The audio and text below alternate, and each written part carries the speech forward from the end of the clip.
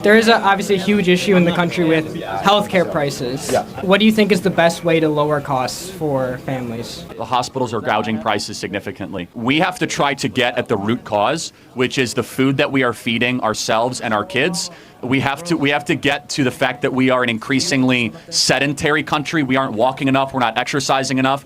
And healthcare costs are exploding because we don't actually address the root cause 20 or 30 years prior. How do we take on those huge food companies? Well, the first thing is we should have a real conversation about banning pesticides in when we're making our food. Ultra processed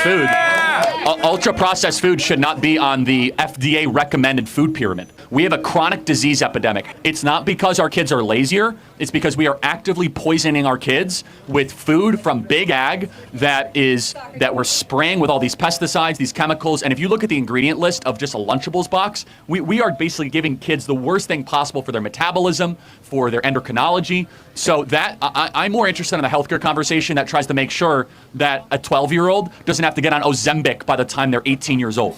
And just so you know, they're giving pediatric Ozempic now for 12 and 13-year-olds. They're now treating obesity as a genetic disorder that you cannot do anything about, and they just want a 12-year-old to now have to take a shot every week to try to curb their obesity, which has all other sorts of very, very negative health implications. Every day, potentially, right? And so how do we solve that? Well, my personal crusade, we have to blow up the food pyramid, that we have way too many carbohydrates in our diet, not enough healthy fats, and not enough protein.